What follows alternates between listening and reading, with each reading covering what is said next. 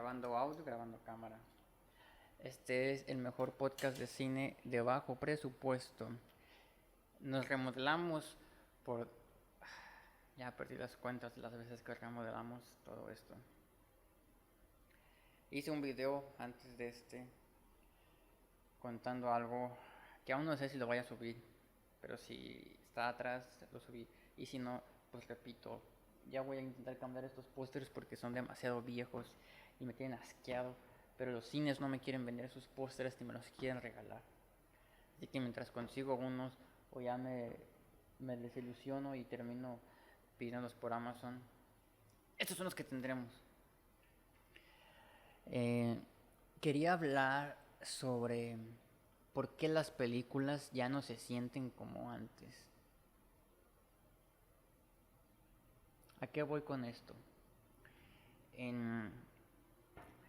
Por cierto, el mejor podcast de cine bajo presupuesto ahora también está en Spotify, pero allá podrán encontrar solamente, más que nada, entrevistas y quizás algún especial que termine siendo un poco más auditivo, porque estos videos a veces son más también visuales que para escuchar. Pero también en Spotify estaremos hablando de cine. ¿A qué voy con esto de que por qué las películas no se sienten como antes? Estaba hablando con un amigo recientemente sobre las películas de Harry Potter, así que por ahí voy a empezar. Quiero pensar, quiero asumir, quiero creer que esto es solamente mis mal viajes y que no es así. Que el cine solamente yace en la perspectiva de la persona que ve y que juzga. ¿Por qué? Porque últimamente he visto que casi todos los blockbusters que se han estrenado este año han sido un fracaso total en cuanto a recepción de la gente, en cuanto a taquilla, al punto que apenas están rescatando lo que invirtieron y ya cuando deben de hacer muchísimo más si quieren tener un negocio sustentable.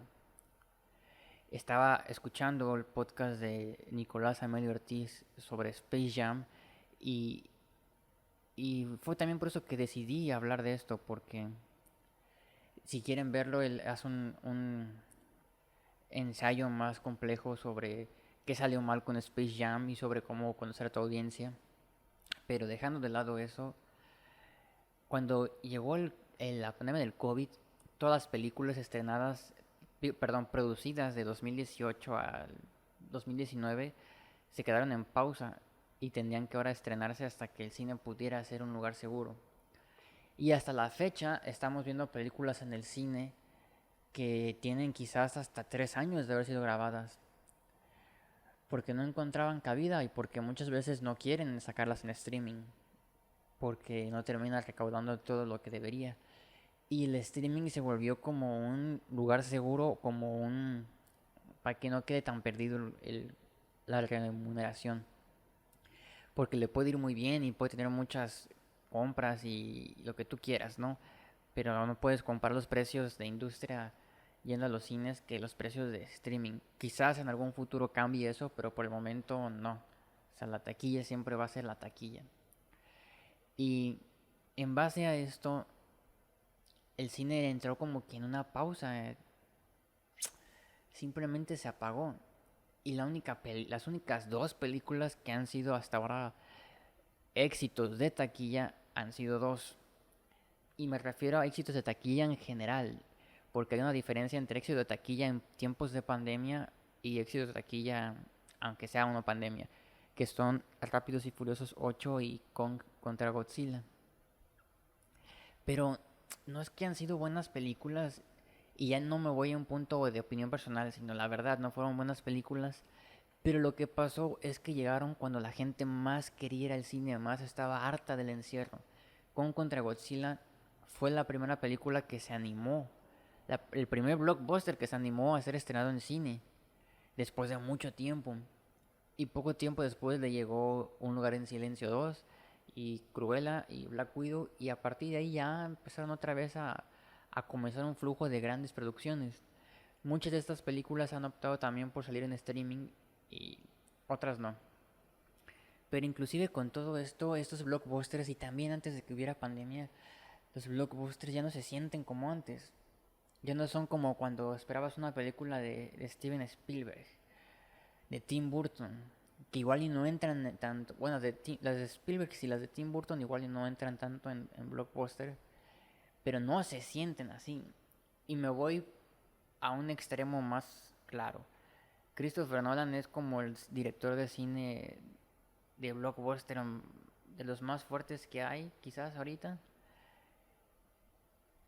La gente lo adora, la crítica no tanto, pero tiene un presupuesto absolutamente cerdo para hacer lo que quiera. Y sin embargo, sus películas tampoco han sido una experiencia pues grata o divertida. Intentan ser cosas, las películas intentan ser algo que no son. Hay una entrevista que le hacen a Hitchcock que está guardada en el American Film Institute, en el que él dice, a mí no me interesa la narrativa, es eso de la estructura de el personaje llega a tal lado y hace tal cosa. A mí lo que me llama la atención de una película es provocar una emoción, hacer sentir algo al espectador. Y tiene sentido, puedes tener un guión que es una obra maestra, que es el mejor guión del año, poesía pura, pero no hace sentir emociones. Y estará este debate siempre sobre que el cine es un negocio o es una expresión artística, o a veces llega entre las dos cosas. Pero lo que es cierto es que una buena película te hace sentir algo, tal cual. Y las películas de antes lo hacían. Yo tengo esta memoria que atesoro mucho, que fue cuando fui muy pequeño a ver la de Harry Potter y el Cáliz de Fuego y me llevó mi mamá y la película empieza, no exactamente con esa escena, pero un poco después, a los 15 minutos, empieza con el torneo de la Copa Mundial de Quidditch. Y ese fue quizás para mí el momento en el que me desconecté de la vida y del mundo y fue wow, o sea, en esas butacas del cine, del Cinemas Henry, yo sentía que estaba viendo el partido de Quidditch. Jamás en ningún momento pensé que era una película, que era algo más. E inclusive creo que si la viera ahora, sería la misma idea. No estoy viendo, uy, el plano, la toma, el encuadre, la actuación. No, es, wow, estoy viendo un partido de Quidditch en vivo. Porque eso te pasaba, se volvían experiencias cinematográficas. Scorsese dijo que las películas de Marvel eran como parques temáticos a los que te ibas a divertir y demás. Jamás lo dijo como un insulto. Las personas lo tomaron así. Pero he pensado mucho en eso. Porque creo que a pesar de que no es un insulto y de que no lo dijo así, no son un viaje a un parque temático. Porque en esos parques te diviertes y sientes demasiadas cosas que te apasionan, que te vibran la piel. Y esas películas pueden ser entretenidas y buenas, pero no te provocan emociones puras y crudas y vivas. Tal vez algunas personas sí, pero no es que no sea cine, es que se vuelve algo muy seco, no se vuelve un acto imaginativo. Las primeras películas que sacaron, como la de Iron Man y la de Thor y la de Capitán América, que eran películas que no buscaban tanto encajar en algo más, sino solamente eran eso. Sí, porque te identificabas con los personajes. Tú podías tener el suero de super soldado, soñabas con ponerte el traje de Iron Man o ser digno de levantar el Mjolnir. Pero ahora no, ahora cada vez se vuelven más algo que intenta hacer un discurso político, que intenta hacer un discurso de diversidad sexual, de aceptación. Y está bien si lo quieres ver así, pero yo siento que el cine no debería tener una responsabilidad social y emocional en las personas. Tal vez en un mundo ideal es una idea, una propuesta descabellada, los valores deberían enseñarse en casa. No puedes llevar a tu hijo al cine y esperar que Capitán América lo eduque, no mames, o sea. El cine no es eso, el cine no es una escuela, la escuela es a lo que vas en la mañana, la educación es la que te dan tus papás, pero te lo compro. las películas influyen mucho y querer pensar que no es ignorante, porque es un consumismo, porque es una idea que te venden. Sin embargo, los directores, los productores deberían ser conscientes que a pesar de que a veces así sea, no deberían dar pie a que las personas escriban las películas por ellos, porque últimamente a eso voy. Casi todos los blockbusters es lo que la gente quiere ver. Es exactamente lo que la gente espera. ¿Por qué? Porque así se acostumbraron ahora. Para no perder dinero, para no hacer enojar a nadie, intentan ser lo más políticamente correcto, lo más serviciales. Y quizás funcionó los primeros 2 años, pero últimamente está yéndoles muy mal. Porque la gente no quiere ver eso. Hasta cierto punto también quieren polémica. También quieren una película que odien. Quieren una película que sea disruptiva, que los deje pensando, que los deje sentirse mal, bien, pero que los haga sentir. Voy a poner otro ejemplo. Una de las películas de blockbuster que le fue... ni palabra tengo para cómo le fue X-Men, la Orden... No, la Orden del Fénix, Dark Phoenix. Que fue la última que sacaron de X-Men y fue la que intentó ser la más acertada a lo políticamente correcto porque hay una parte en la que Mystique le dice a Charles, X-Men, tal vez deberías cambiar el nombre a X-Woman porque las mujeres hacemos todo aquí, cerdo machista.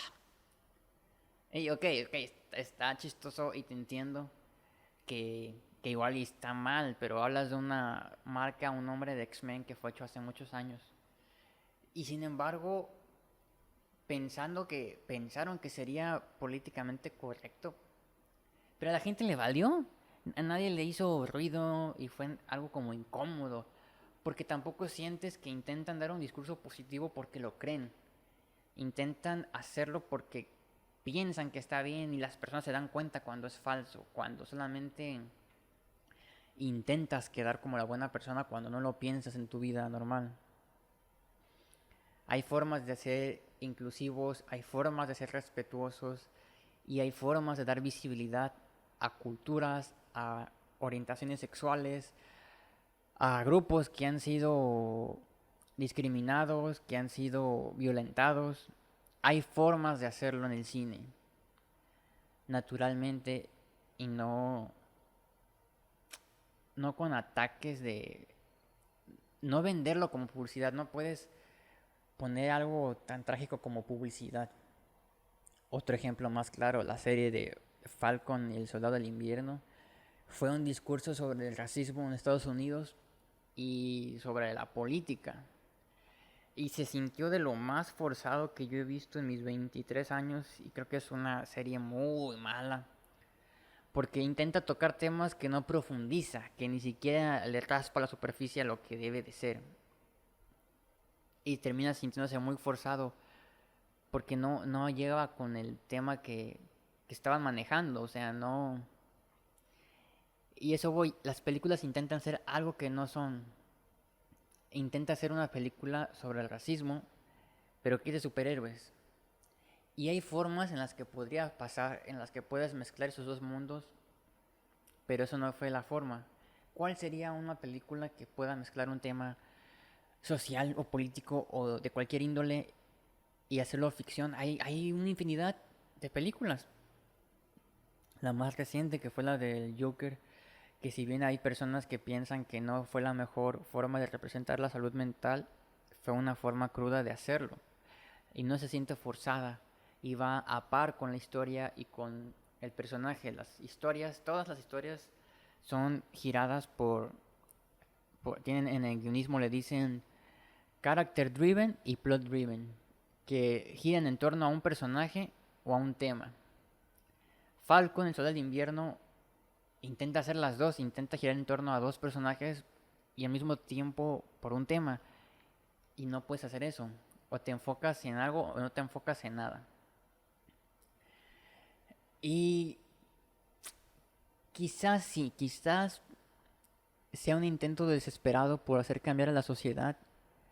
Pero yo cuando iba al cine de niño a ver Harry Potter y quería ver magos volando en sus escobas, no estaba pensando en estos temas.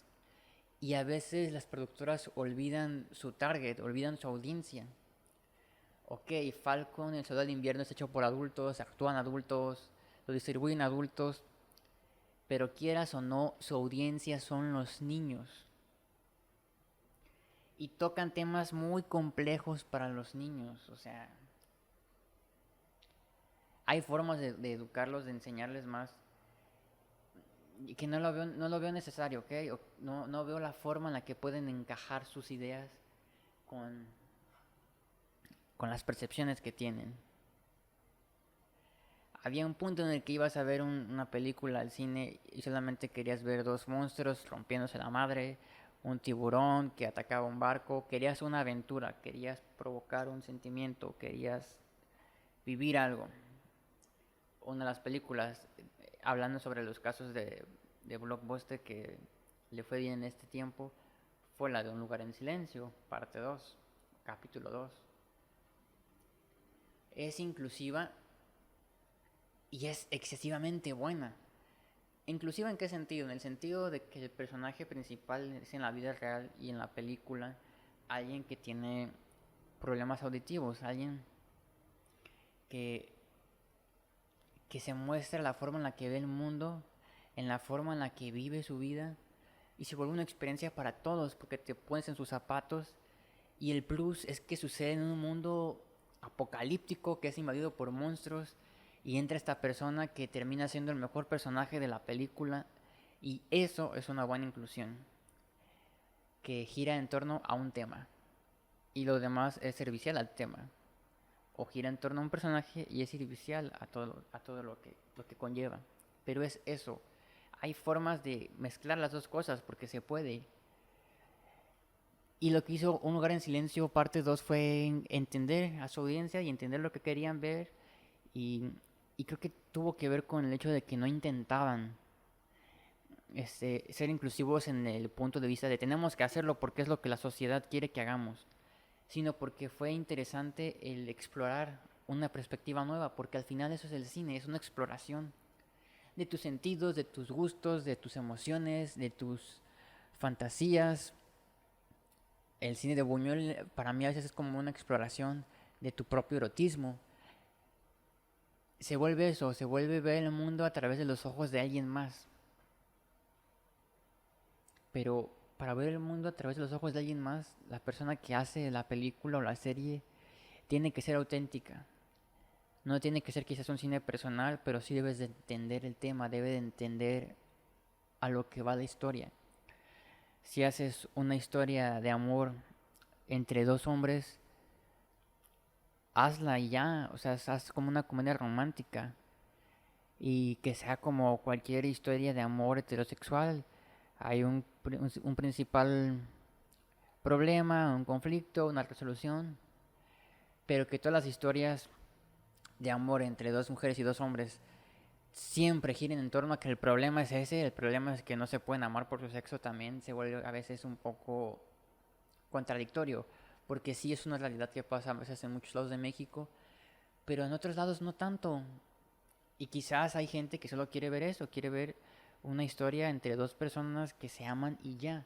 Y hay series que lo han sabido manejar, como Euphoria, como Sex Education, como la serie que es quizás la que ha recaudado muchísima más audiencia y la que mejor lo está haciendo, que es Elite, que no intentan ser inclusivos, pero que encontraron su audiencia y encontraron la forma de demostrar cómo es el amor actualmente y cómo ha sido y cómo debe de ser, mostrando tal cual los problemas entre los protagonistas.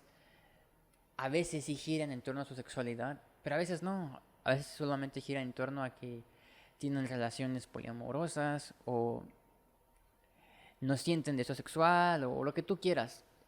Pero se vuelve algo más complejo y no se queda encapsulado en una burbuja que está ahí.